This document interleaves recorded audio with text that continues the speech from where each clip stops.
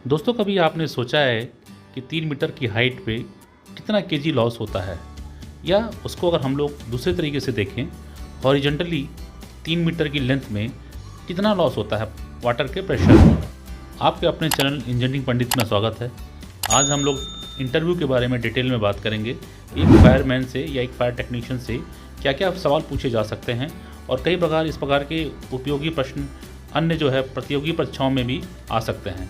तो दोस्तों, इस वीडियो को आप बिल्कुल बने रहिएगा, बिल्कुल भी स्किप मत करिएगा और लास्ट तक देखते रहिएगा। दोस्तों, सबसे पहला हमारा जो बड़ा कॉमन सवाल है जो पूछा ही जाता है कि आग क्या होती है और आग किस प्रकार की होती है। तो इसका बड़ा ही सिंपल आंसर होता है दोस्तों। आग जो होती है हमारी एक रासायनिक क्रिया होती है जो कि ऑक्सीजन, ईंधन और हवा से मिलकर बनती है। ये तीनों चीज़ों से मिलकर ये डेवलप होती है। आग में कोई भी ईंधन ऑक्सीजन के साथ मिलकर अपक्रिया करता है, जिसके कारण गर्मी, रोशनी और धुआं पैदा होता है। जब भी यह तीनों आपस में मिलती हैं तो इसको हम लोग आग बोल देते हैं। दोस्तों, अगला एक बड़ा इंपॉर्टेंट क्वेश्चन जो अक्सर पूछा जाता है, आग कितने प्रकार की होती है? इसका सही जवाब होगा दोस्तों, आग की अगर हम प्रकार की बात करें तो सबसे पहला हमारा प्रकार होता है क्लास ए फायर। क्लास ए फायर मतलब क्या हुआ दोस्तों कि जो दहनशील ठोस पदार्थों में लगने वाली आग, जैसे कि लकड़ी, कागज, कपड़े, रबड़ आदि में लगने वाली आग, इस श्रेणी में आते हैं। क्लास बी की अगर बात करें, ज्वलनशील तरल पदार्थों जैसे कि पेट्रोल, डीजल, पेंट या ज्वलनशील तेल के कारण जो लगती आग, इस श्रेणी में आते हैं। और क्लास सी की अगर हम बात करें तो ज्वलनशील गैसें जैसे कि हाइड्रोजन, हीलियम, ब्यूटेन, मीथेन आदि के कारण जो लगने वाली आग होती है वो क्लास सी की कैटेगरी में आती है।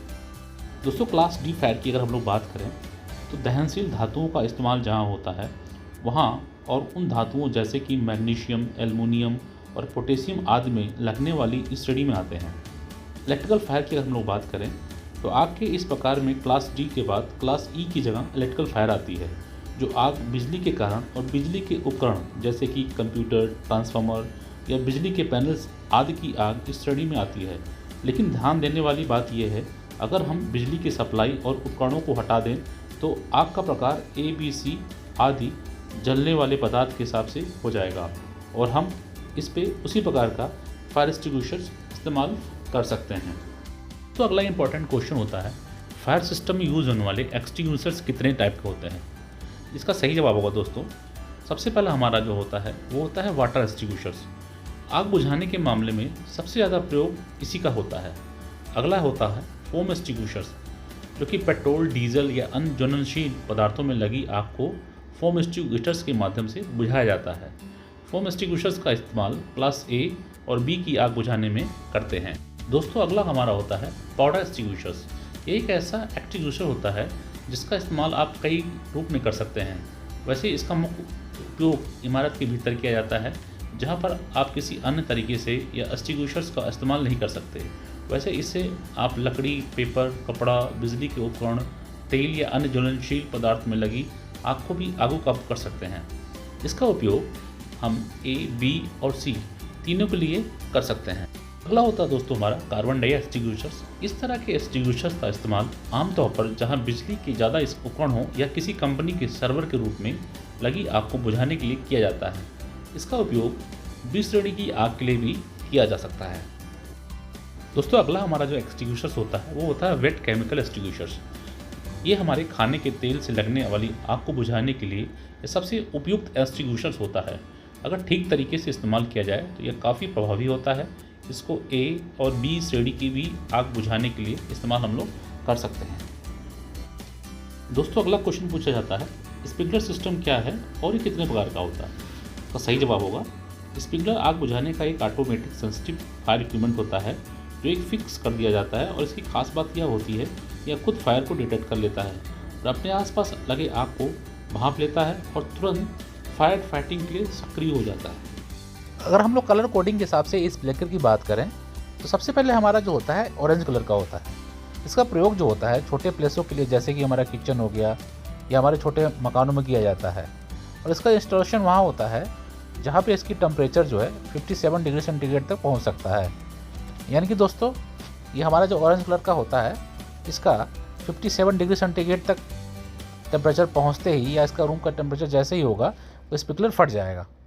दोस्तों अगला हमारा जो होता है रेड ग्लास होता है। ये 68 सेंटीग्रेड पे काम करता है और जैसे ही टेम्परेचर इसका 68 पहुंचता है ये ऑटोमेटिक फट जाता है।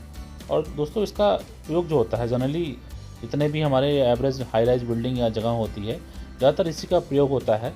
और जितने बैंक, शॉपिंग मॉल या जितने भी मकान होते हैं इसी हमारा रेड टाइप का ही हम लोग प्रयोग करते हैं। दोस्तों अगला जो हमारा होता है वो येलो कलर का होता है। ये जहाँ भी लगा होता है वहाँ पे 79 डिग्री सेंटीग्रेड टेम्परेचर होने पर सक्रिय हो जाता है और आग बुझाना शुरू कर देता है। इसका भी प्रयोग नॉर्मल वर्किंग प्लेस पर ही करते हैं और ख़ासकर उस लोकेशन पर करते हैं जहाँ गर्मी के दिनों पे आउटर टेम्परेचर अधिक होता है। अगला जो होता है दोस्तों वो हमारा ब्लू ग्लास होता है। इसका टेम्परेचर जो होता है 141 डिग्री सेंटीग्रेड पे काम करता है, यानी कि 141 पे जाते ही ये फट जाता है और ग्लास बल्ब वर्किंग पोजीशन में आ जाता है। इसका प्रयोग ज़्यादातर हम इंडस्ट्री या केमिकल प्लांट में करते हैं। दोस्तों हमारा जो नेक्स्ट टाइप होता है वो होता है ब्लैक ग्लास। ब्लैक फ्लावर में क्या होता है दोस्तों, ये ऐसी जगह इंस्टॉल किया जाता है जहाँ पे हाई टेम्परेचर इन्वायरमेंट होता है, क्योंकि इस ग्लास बल्ब का जो वर्किंग टेम्परेचर होता है वो 204 डिग्री सेंटीग्रेड से लेके 206 डिग्री सेंटीग्रेड तक होता है। ऐसे में इस तरह के ट्यूब का प्रयोग रिफाइनरी में या ऐसे जगह पर जहाँ पे मेटल को मोल्टन यानी कि पिघलाकर अलग अलग शेप और साइज दिया जाता है वहाँ पे किया जाता है। दोस्तों हमारा नेक्स्ट इंपॉर्टेंट क्वेश्चन होता है कि फायर अलार्म सिस्टम का क्या काम होता है। उसका सही जवाब होगा दोस्तों कि स्वचालित फायर अलार्म सिस्टम का इस्तेमाल आग लगने या किसी आपातकालीन घटना के बारे में लोगों को सूचित करने के लिए, आपातकालीन सेवाओं को बुलाने के लिए और आग एवं धुएं पर काबू पाने के लिए संरचना और उससे जुड़े सिस्टमों को तैयार करने के लिए किया जाता है। यानी कि ये अलार्मिंग सिस्टम होता है, जैसे ही कोई प्रॉब्लम होती है ये अलार्म करने लगता है। तो जो हमारा नेक्स्ट क्वेश्चन और इम्पोर्टेंट क्वेश्चन होता है कि फायर सिस्टम में यूज़ होने वाले पंप्स कौन कौन होते हैं। उसका सही जवाब होगा जो हमारे मुख्य पंप होते हैं वो होता है hydrant pump, sprinkler pump, jockey pump और diesel engine pump. Next important हमारा क्वेश्चन पूछा जाता है कि फायर हाइड्रेंट सिस्टम क्या होता है। इसका सही जवाब होगा फायर हाइड्रेंट सिस्टम जो होता है वो सभी प्रकार के जितने भी जोखिम की मात्रा से आग से लड़ने के लिए डिज़ाइन किया जाता है और यह सक्रिय अग्नि सुरक्षा उपाय होता है।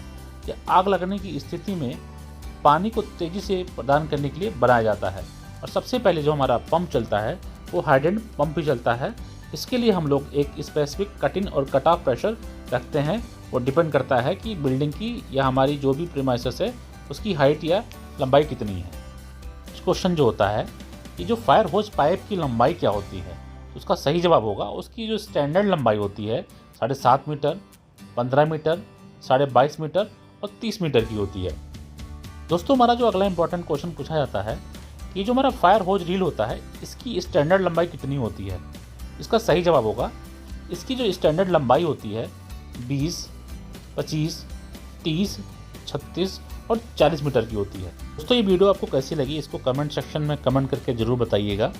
और इस प्रकार की मैं इंटरव्यू के लिए या फायर से रिलेटेड वीडियो बनाते रहता हूँ जो आपके लिए बड़ी ही यूजफुल होंगी। तो इस चैनल को लाइक करें, शेयर करें, सब्सक्राइब करें और आने वाली वीडियो को देखने के लिए बेल आइकन का बटन दबाना ना भूलें।